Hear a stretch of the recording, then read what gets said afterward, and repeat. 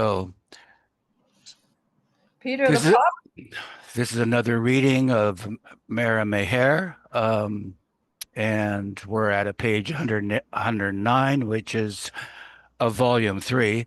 And so here we have a picture of Dalit, Mara's mom. It was about, I think it was about 1940 in Nashik. And she's posing with her pet plant. I think it was about 1952. Well, that's where we are, but this is about 1940. Yeah. Okay. So at the last reading, she had just dropped her body. And here is a cutie patootie, Yeah.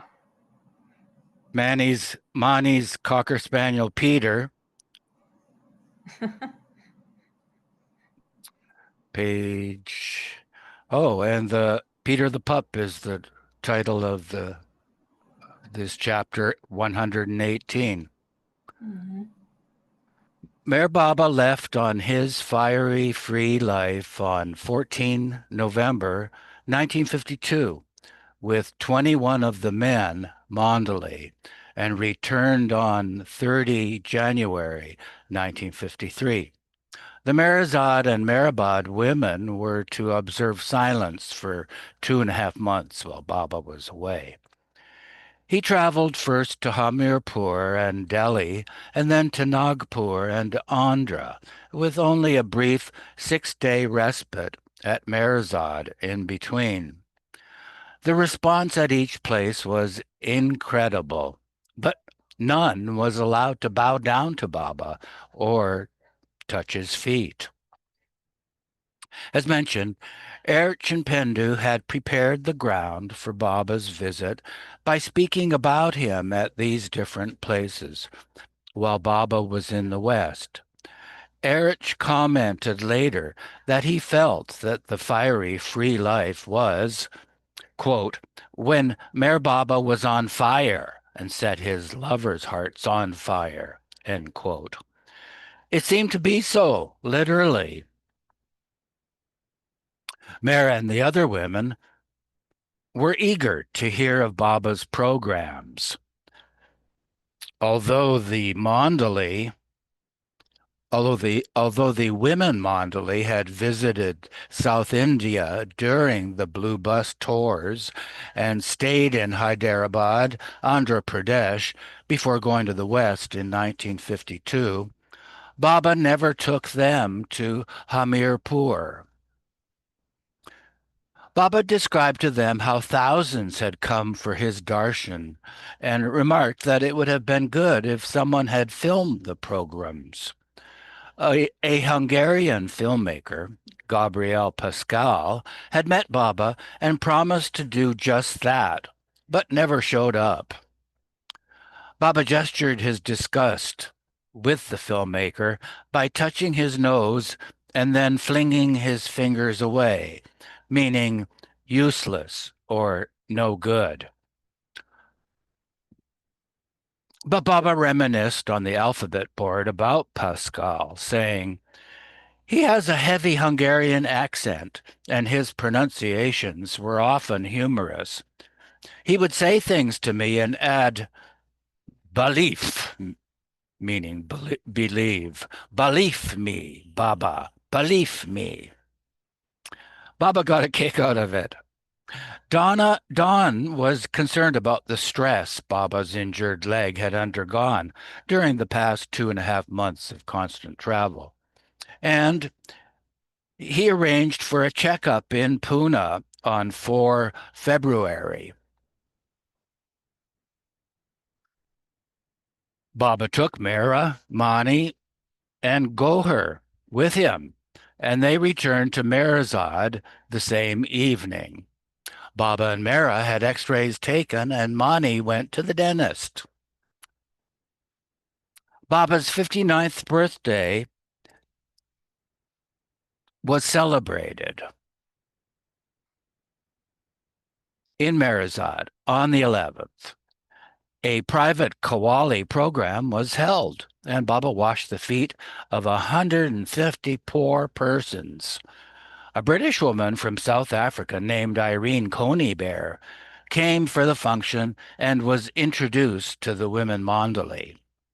The sidebar says Coneybeare had met Baba briefly in Ajmer in 1941 and had witnessed the Hamirpur and Nagpur darshans. Baba had decided to move to Dehradun, where he intended to do must work and conduct poor programs in Hardwar and elsewhere. Two separate houses were procured, one for the men and another for the women.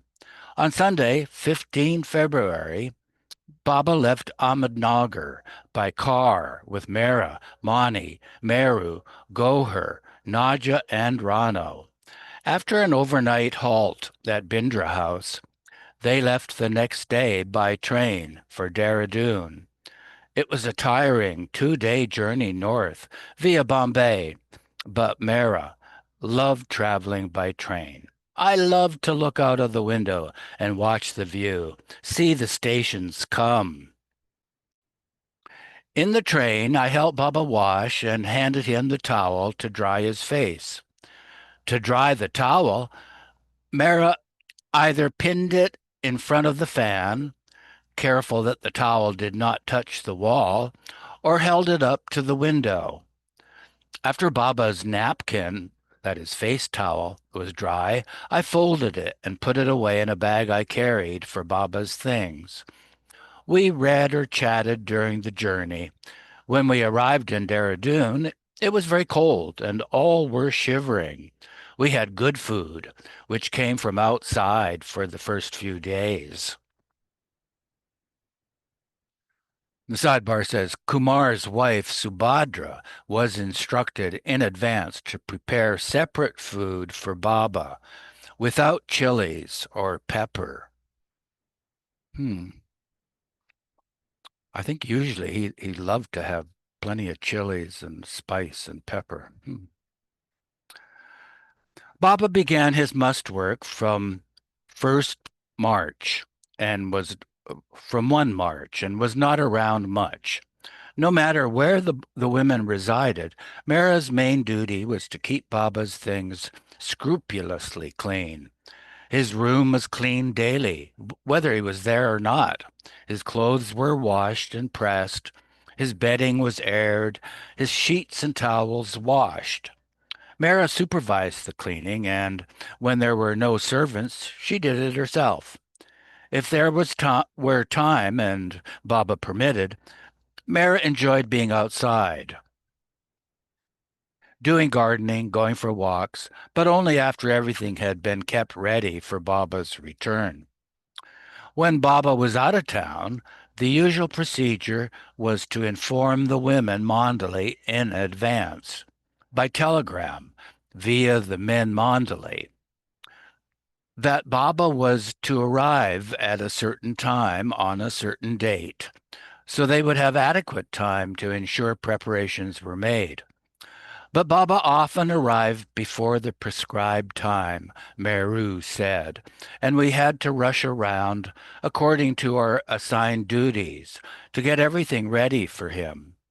When Baba was in residence, Mara and the other women's main concern was seeing that he was physically comfortable, that his room and things were clean, as mentioned, that his meals were prepared to his taste, and that he remained undisturbed and untroubled by household affairs.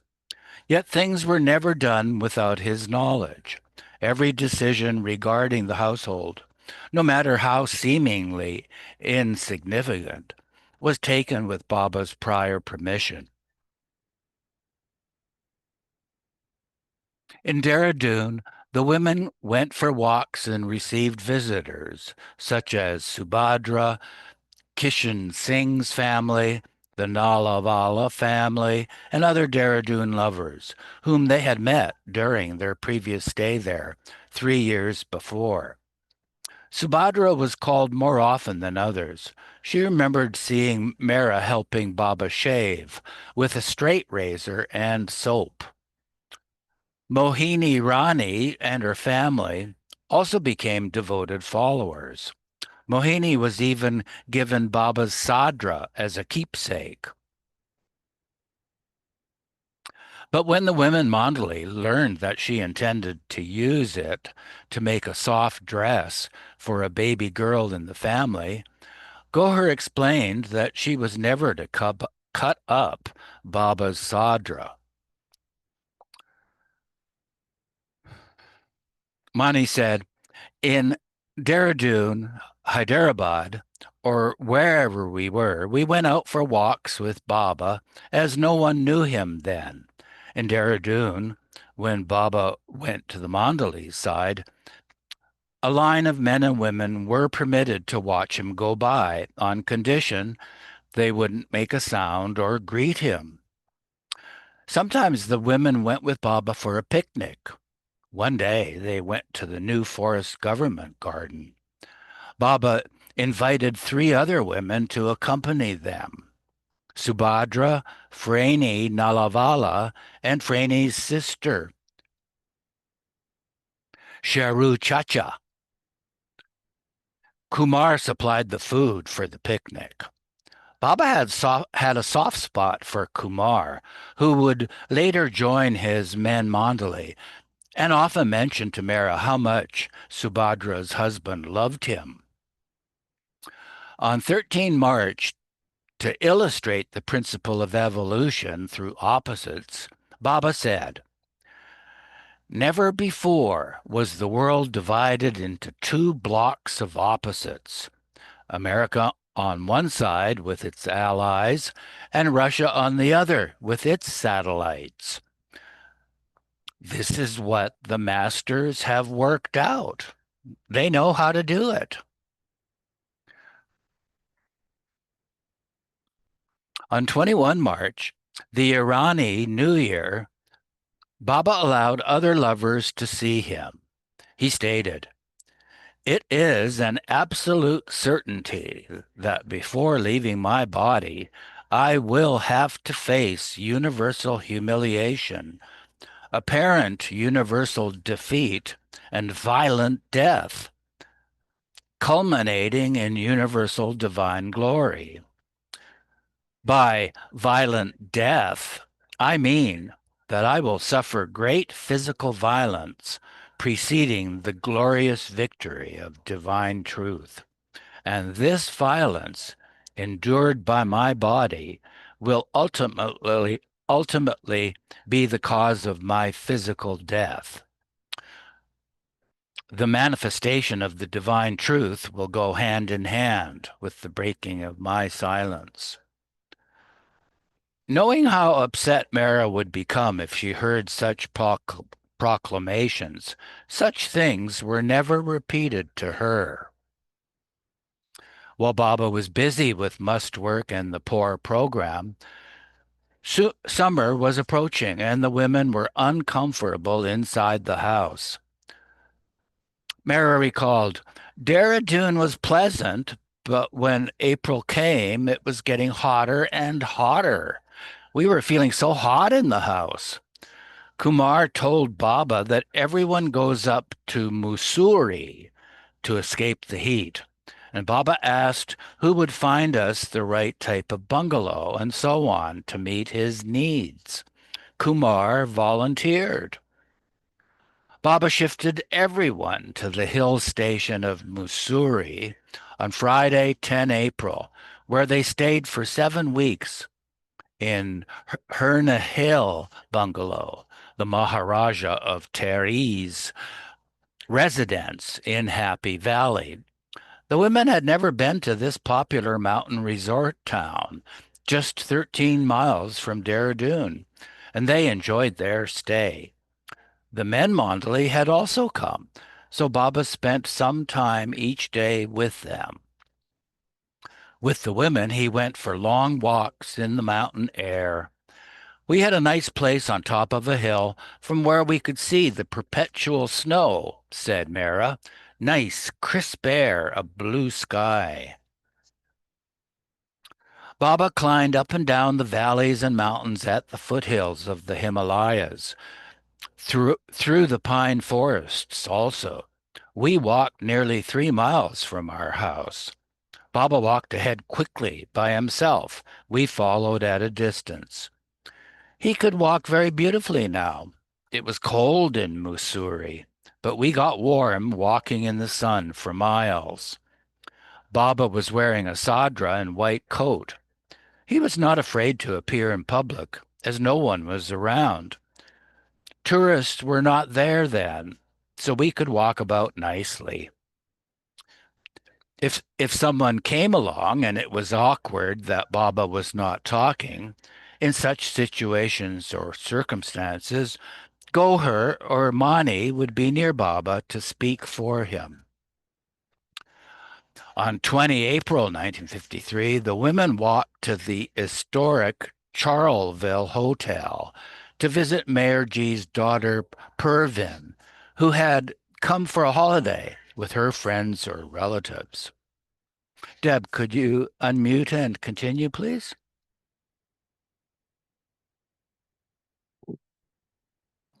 Yes, I will unmute. There we go. Um, okay. In a letter to Irene Billow, Mehera described their stay in Mussoorie. You know, Irene, I have always wanted to see snow. We had the opportunity in Dehradun in 1950. Baba asked if we would like to go up to Mussoorie, but it being so cold, we could not face it, and so lost the opportunity of seeing snow and touching it. In 1953, when we were again in Dehradun, we went to Mussoorie in April and were surprised to find there was quite a nip in the air. We had to have a fire lit in the sitting room at sundown. From our house, we could see perpetual snow peaks in the great distance, and the air was very bracing. There were western kinds of fruit and trees and various colored roses, and also rose vines covering roofs and arches, thick with glorious yellow-colored tiny roses growing in bunches. From a distance, we could not tell what it was. It looked like a gaudy yellow sheet draped over the roof. On the roadside, there were rhododendrons and wisteria, and there were pine forests and waterfalls. It is a lovely place, but the standard and style has gone down since the British left. Besides walks, Baba took the women to several movies in Mussoorie. Once 2 films were playing.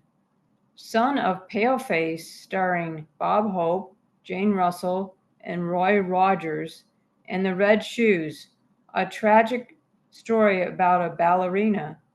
Since Baba preferred comedies to tragedies, they chose the Bob Hope movie and found it amusing. And sidebar, one film seen in Mussoorie they did not like starred Dean Martin and Jerry Lewis. They did not care for Lewis's slapstick style of comedy, and they even chose not to see Jerry Lewis's later films because they had not enjoyed this one. While they were in Mussoorie, a tall, eccentric American woman in her 40s arrived. Her name was Audrey Cargier. She had heard of Baba through Narina and had met him in New York during his recent visit. When Audrey's mother died, she decided to take a trip around the world with her inheritance. She spoke to Narina about her desire to see Baba again, and Narina communicated this to Baba. Audrey had first gone to Dehradun in search of Baba and was told that Keki Niravala could help her. She went to the school where Keki taught, burst into his classroom, kissed and embraced him enthusiastically in front of his students, much to their delight and to Keki's chagrin. Keki informed her that Baba was in Mussoorie. When Audrey approached their house, Rano came outside and inquired what she wanted. I wish to see Meher Baba, Audrey replied. Rano told her to wait. She informed Baba that an American woman had come for his darshan. Baba invited Rano, Mehra interpreting Baba's gestures and reading the board, to go back and ask Audrey about herself, what other ashrams she had visited, where else she had been, and so on. Rano did so and reported her answers. Baba asked more questions. Rano returned and began asking them, but the woman became indignant. I've been to so many ashrams and I have never been subjected to so many questions and been kept waiting like this. Baba told Rano to tell her, think twice. If you know who you've come to see, then you haven't waited long enough. Audrey realized Baba was correct, and Baba finally agreed to see her. She asked whether she could come back the next morning and take some photographs. Much to everyone's amazement, Baba consented to this also. Next morning, Audrey came again. Baba was seated on the veranda with the women. She was so slow in taking the photos, going repeatedly back and forth, taking light readings with a light meter near Baba. The women were surprised at Baba's patience. Audrey left and never saw Baba again, though she told many persons in New York, where she settled, about him. And it said the photographs remain lost. Hopefully just lost and not destroyed. That was my comment. Two other foreigners who had had Baba's contact in Missouri were a pair of elderly British sisters. Their bungalow was located along the hill on the way up to Baba's bungalow. We used to go for long walks with Baba, and they would see us as we climbed to our cottage, Mani related. We smiled at them and they smiled back. Since they were British, Mehera loved to wave, talk, and chit-chat with them. It was an over-the-gate friendship. One of them was Mrs. McLeod, the other was Mrs. L.O. Cooper. The Indians, unable to pronounce the L, called her Yellow Cooper. Being feisty, she told us, I'm anything but yellow. Her older sister had a pair of Cocker Spaniels who had a litter of puppies. She so loved the dogs, she wouldn't leave Missouri in winter, even though it was so cold, for a warmer climate. She had a bit of arthritis, for who would look after her pets? After walking with Baba, Mehera usually stayed home, but Mani and Goher often went to visit these English sisters. Mani continued, one day the talk came up and they asked if we would like a puppy. All of the litter had been given away except for two, which were somehow very special to the sister. She wanted to give them to a very special home. Mani relayed the conversation to Mehera, who said, we're going down. Baba was not with them that day. Let's go in and have a look at the puppies. Mani said, you know what happens when you look at a puppy, Mehera. You'll come back with it. You come back with it. And since we don't want a puppy, we better not go. All I want to do is look at them. I know exactly what happens when you look at them. We went, Mani continued. And that's what happened. We came back with the male puppy. He was 3 months old, jet black, and sweet. The dog was named Peter when we got him. We didn't name him. He slept in Mehera's room. A very wise dog, although very mischievous. When we brought him home, he immediately crawled under the table. I said to leave him alone. Finally, he came out. He had accepted his fate. When we went out, Oliver was left to look after Peter. We would go out one side, and Peter would come out the other way. I would leave all his toys. I was stunned when Oliver told Goher once that there were no toys for Peter. I went to see. Peter had taken all the toys and put them back in their places. Coincidentally, the dog Mehera had in her childhood also had been named Peter. Mehera too loved the puppy. I and Mehera, in turns, carried him up the hill to our house. He was very appreciative, affectionate, and playful, and wanted us to take him on our lap. Even Baba used to take him on his gadi. Baba told us to give him milk. When they returned to Dehradun for months afterwards, Mani wrote to the sisters, sending them pictures and telling Mrs. Cooper about Peter, how happy he was. They did not tell the sisters about Baba. It's not what Baba wanted, Mani clarified, as it might have disturbed his privacy. Oh, excuse me. But in one letter, Mrs. Cooper wrote that she was going to Agra and asked whether she could come and see them on her way. And she specifically asked to meet Baba. Though Baba was not seeing anyone, he agreed. The women were seated in the hall in the afternoon when she arrived. I was reading something out to Baba, Mani said, and all were around him. Suddenly a lady walks in. It was Mrs. Cooper.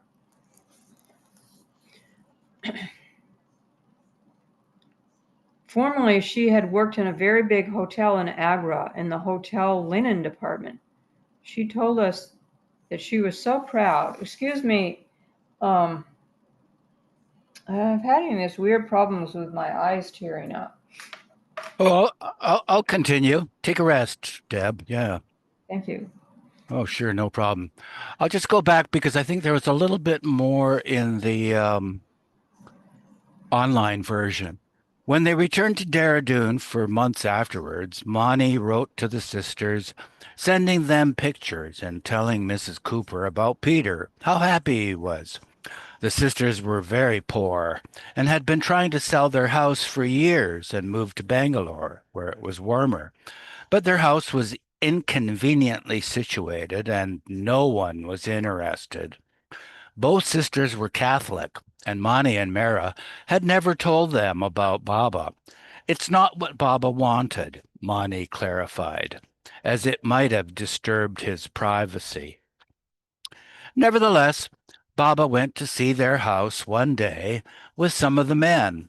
He told the sisters not to worry, that the house would be sold. Frances Cooper later told the women that after Baba visited, she had cried for hours, though she did not know why. Some months after Baba and the women left Mussoorie, the house did sell. Alice MacLeod had a vision of Baba standing by her bed, and her aged elder brother also saw Baba in a vision. Then, in a letter a few years later, Mrs. Cooper wrote that she was going to Agra and asked whether she could come and see them on her way. She specifically asked to meet Baba. Although Baba was not seeing anyone, he agreed. The women were seated in the hall in the afternoon when she arrived. I was reading something out to Baba, Mani said, and all were around him. Suddenly, a lady walks in. It was Mrs. Cooper. Formerly, she had worked in a very big hotel in Agra, in the household linen department. She told us that she was so proud as personalities came to the hotel, like the Aga Khan, Errol Flynn, and now she had met Mayor Baba also.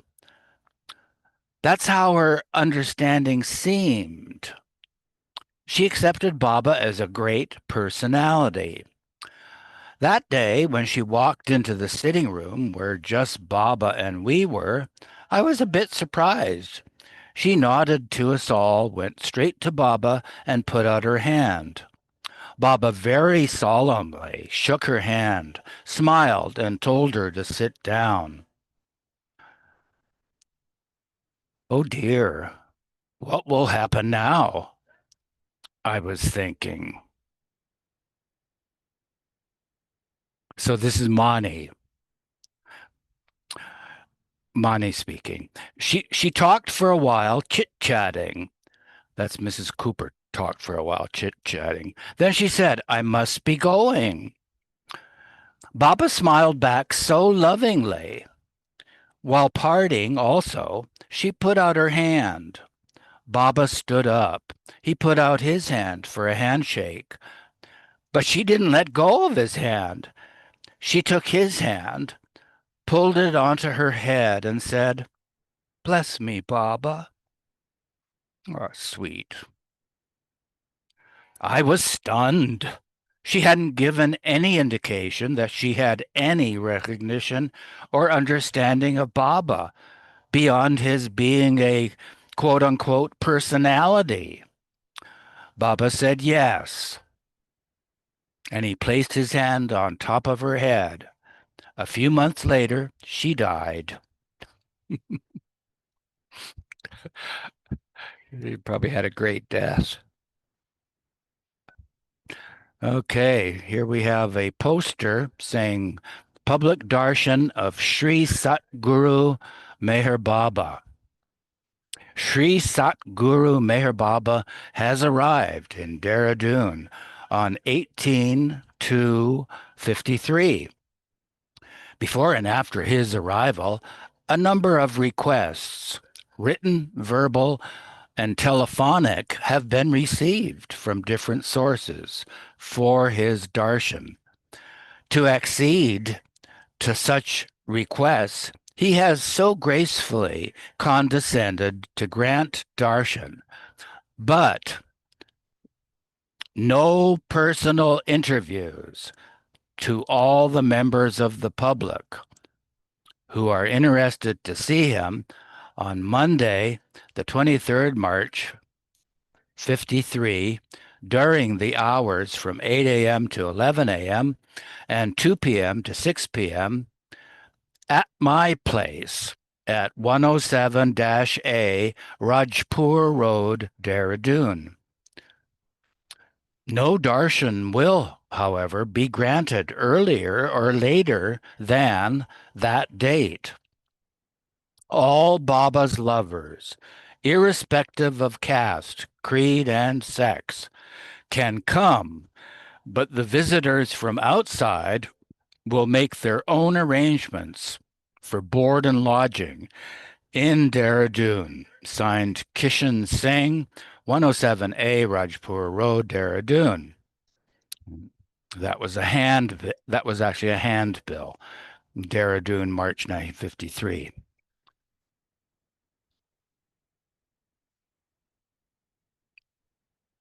Oh, Mehra and Meher Baba with a horse named Sheba. That's in Satara, 1953, 1954. Beautiful.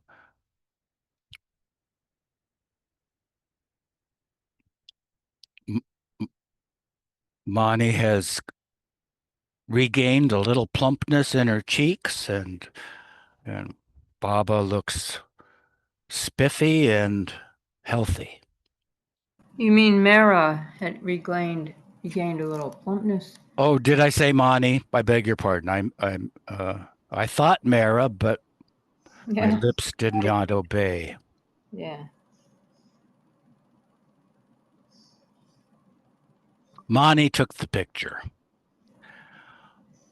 Chapter 119, Sheba's Shenanigans.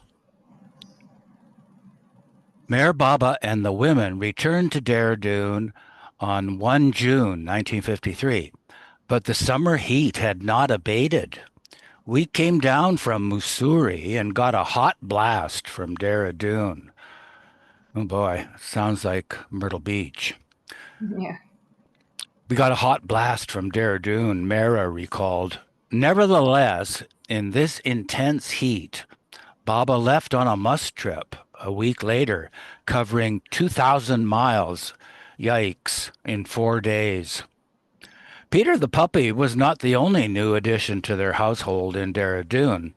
When Baba returned from his trip, after having a bite to eat, he said to Mera, I saw a tiny baby horse in a roadside gypsy camp. It was so sweet and cute. I had a mind to bring it in the car, but there was no space, with the mandolin and all, so I couldn't. It was very small. I liked it so much. It looked like a baby deer. You would have loved it. Yes, Mara agreed. I would have liked to see it. We'll see later on if we can get a young horse for a pet, Baba said. Mara suggested a filly, but Baba changed the subject and the conversation was soon forgotten. After a few days, Baba instructed Kumar to, to purchase a well-bred horse. Kumar went to the government stud farms at Muzaffarnagar, taking with him two soldiers from a unit stationed in Dehradun who were knowledgeable horsemen.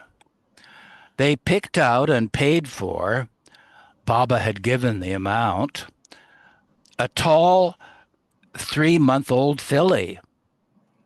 The foal was brought on the night of 23 June and tied at the Mondelez, and the night watchman informed Baba.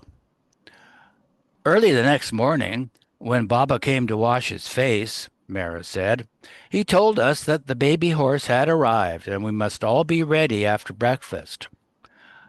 Baba went to the men and told them to undo the rope. The Mandalay didn't know how to handle a horse. It was different from handling a baby calf. They opened the rope lackadaisically. The horse shied, gave one pull, and became loose. It ran and galloped, with the Mandalay running after it, out the gate and onto the main street. Fortunately, since it was early in the morning, the main thoroughfare, the road to Mussoorie, was not congested. The Mandalay were shouting, and people on the road chased her also. At last, her rope became entangled and she was caught. This time, they were very alert. They brought her back to our compound. It was a big compound with large mango trees. Baba told them to tie her to one of the trees. After the Mandali left, Baba called Mera and the other women outside. We all came out and admired the filly. She looked like a deer with slim legs. Baba said, "See how beautiful she is. Don't you like her?" Mera agreed. She is a lovely horse. He told Mera, "You love horses and know how to look after them, so you take care of her." I named her Sheba, Mera continued. She was a thoroughbred, part Arabian stallion, part English mare. Her color was chestnut, and her mane and tail were a lighter shade. She was brought when she was only 3 months old, going on her fourth month, but she looked older, as she was so tall and strong. Baba loved her. She was not a shy, quiet horse, but a very spirited one. I looked after her till she was 6 months old. Every day I massaged her, and she had 1 quart of milk from a bowl for quite some time. Meru built a small paddock, but Sheba did not like it. We were told by the vet, who knew Baba, to let her go free in the compound. We didn't have a regular garden. The compound was fairly large and clean and shut in by a green hedge. Sheba loved to graze and run around the grounds of the house. The local veterinarian Mera mentioned was a Baba lover named Sharma, who was often consulted about how best to care for the horse. He advised that Instead of holding her on a rope, she should be free to run on her own, as the compound was enclosed and she could not run away. In this way, she would get natural exercise and play. He said, if you give her good things to eat, she won't run away. Baba instructed Mera what to feed Sheba. Half a seer of milk in a bowl, once in the morning and once in the evening, in addition to grass. Baba himself carried carrots to the stable in a basket Mera had made.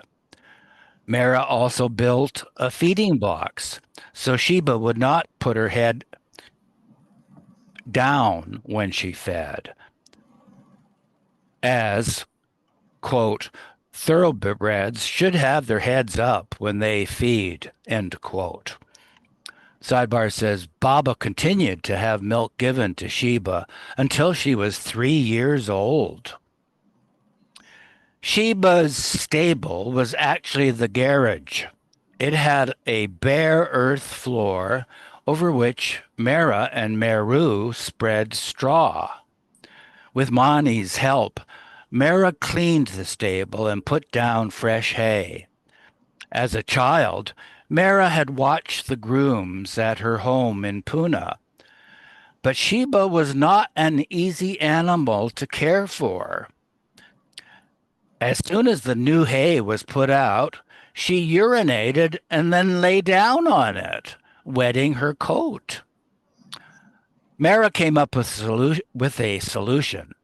They trained the horse to piddle when Mera blew a whistle and held a basin under her.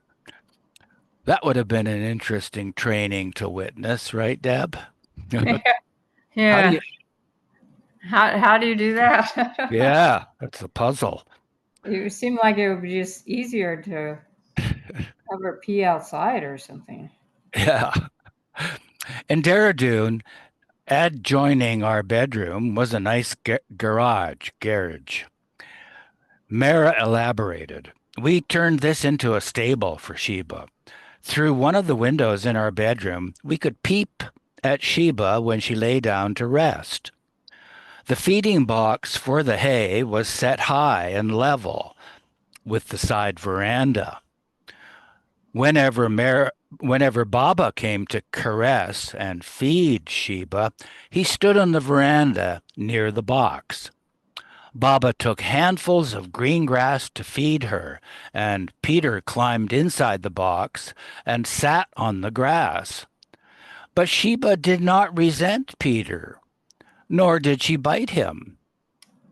And Peter, feeling that he was being left out and to draw Baba's attention, would take a few bits of grass and chew it, just to show that he was enjoying himself too. Like Sheba, when it was raining outside, Peter too relieved himself in the stable.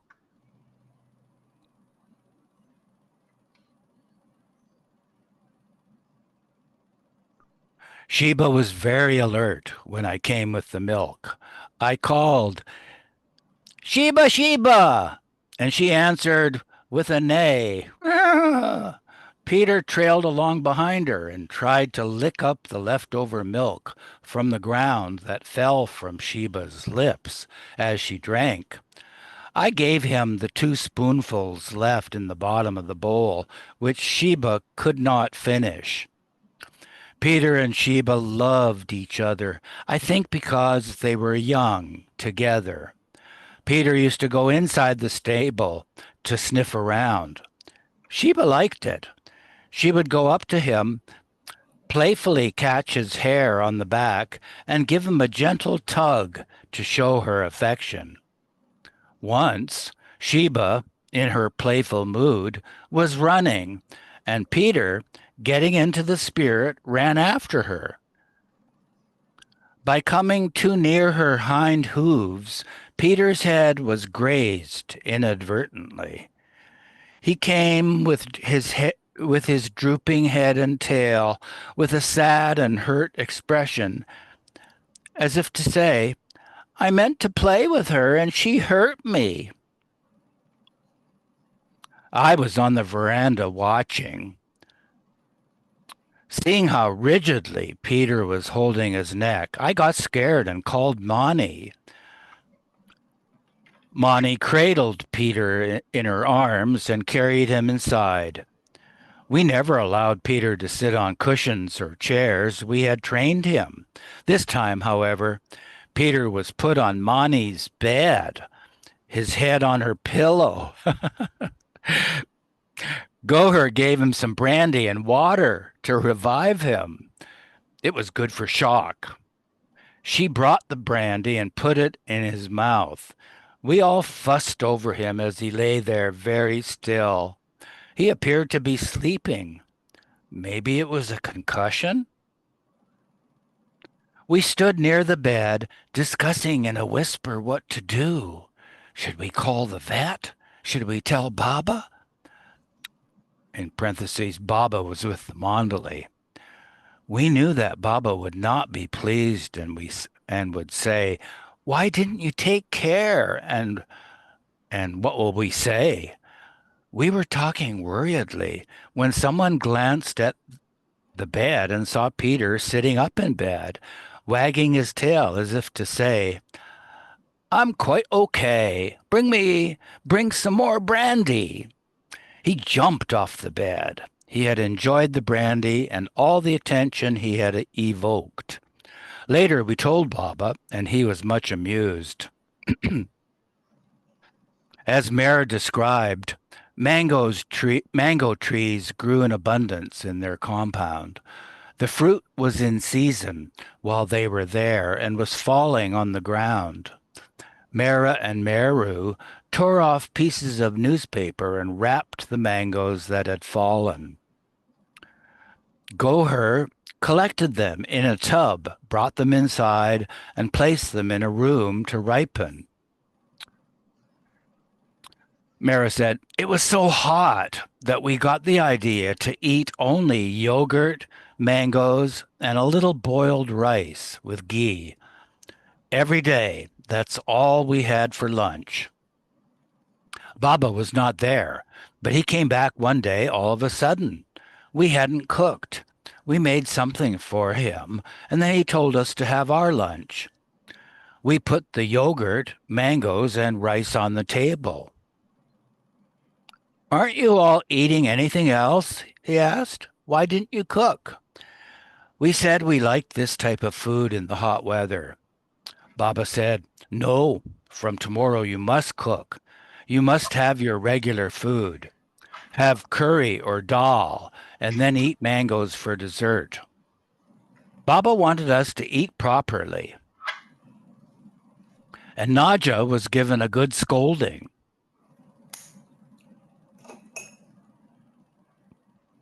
Baba told Mehera not to drink water for half an hour after eating mangoes. In parentheses, Baba was very strict about such types of instructions in the early days, but later on he would not bother about such things. Although the mangoes were delicious, they became an unexpected source of trouble for Mehera one day. She and Meru were outside gathering the fruit. Mehera saw a fallen mango on the ground that looked whole and was concerned that Sheba might trip on it. She picked it up and was about to throw it away when a large wasp flew out of it and stung her on the hand. Mehera was allergic even to mosquito bites, and she had a terrible reaction. When I held the mango, the wasp stung me so hard. It was worse than a scorpion sting. It was swollen for 2 days and hurt.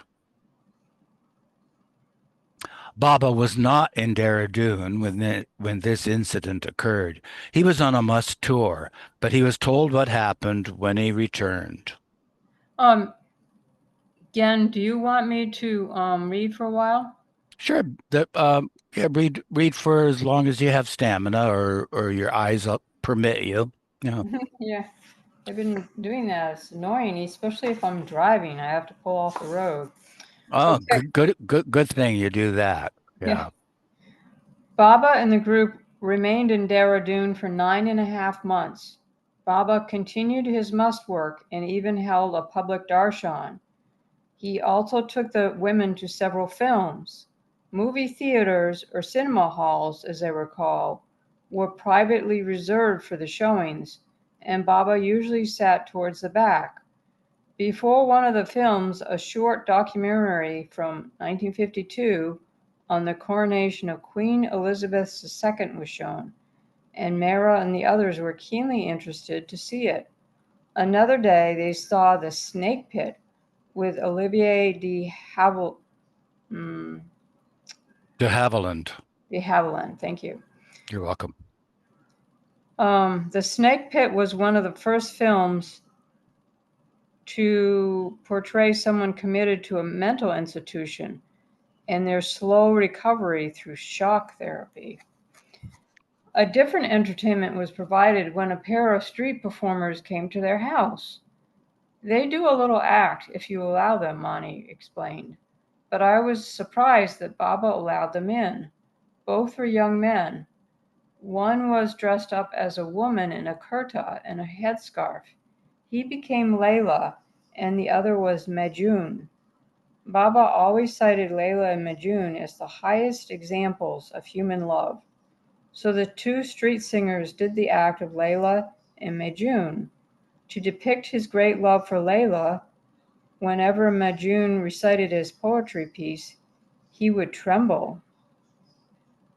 After they left, Baba asked, "Did you see how that boy trembled?" And he mimicked him by holding his hands outstretched and shaking them, which was his gesture for nervous or frightened.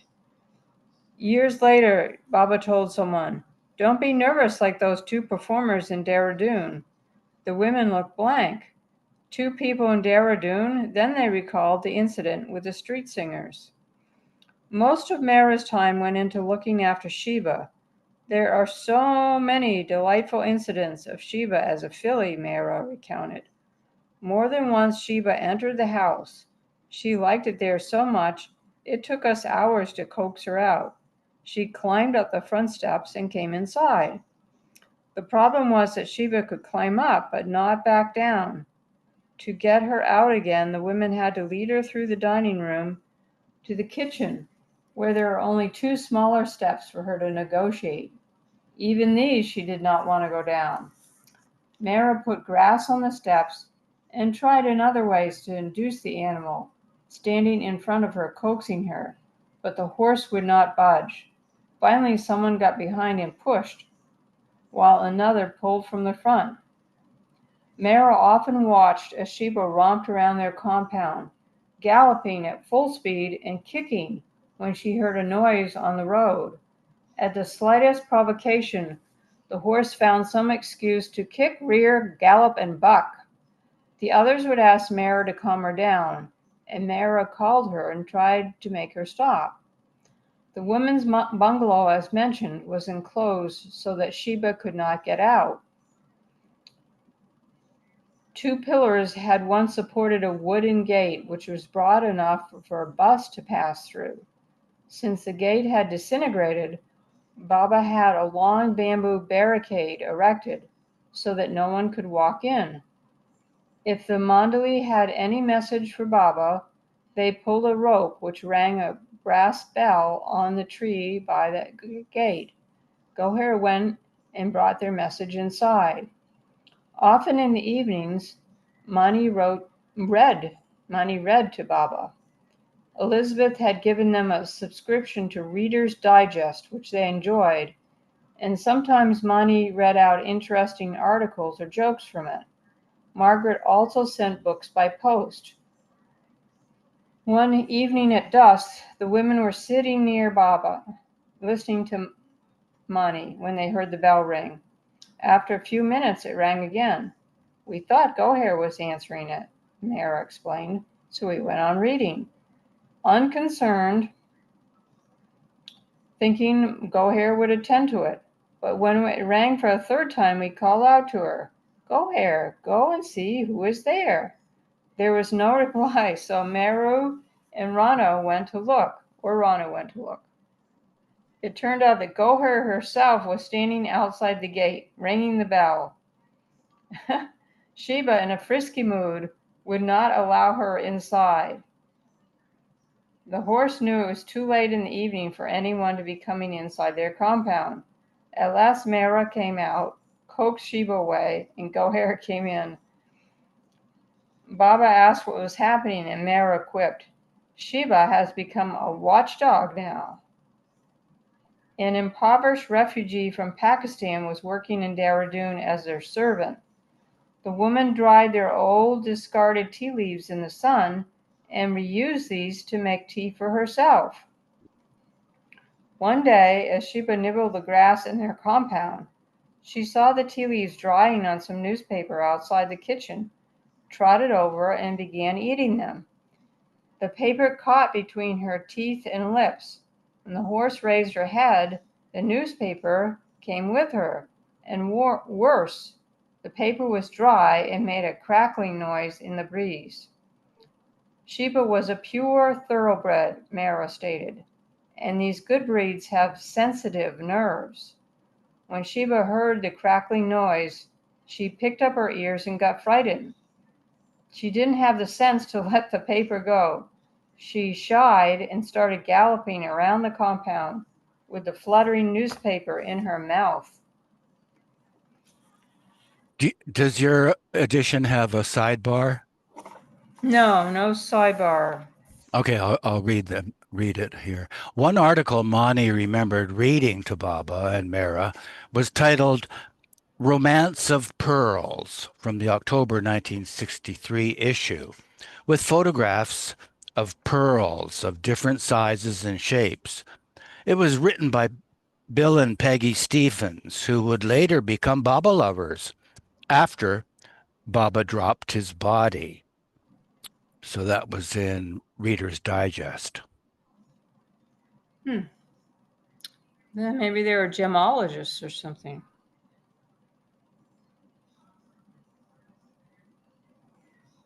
Um, it is 3:29. Shall we quit, or do you want to read the last page again? Yeah, it's a good place to pick up next week.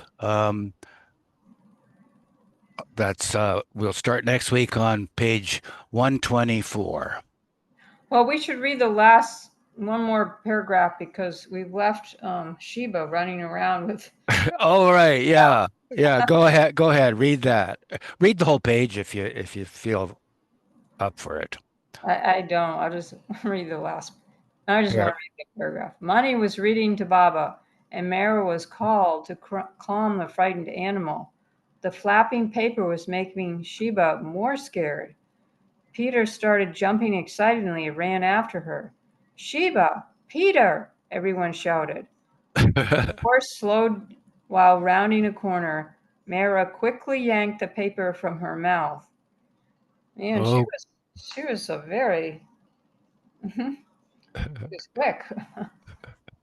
okay. Let me stop the recording.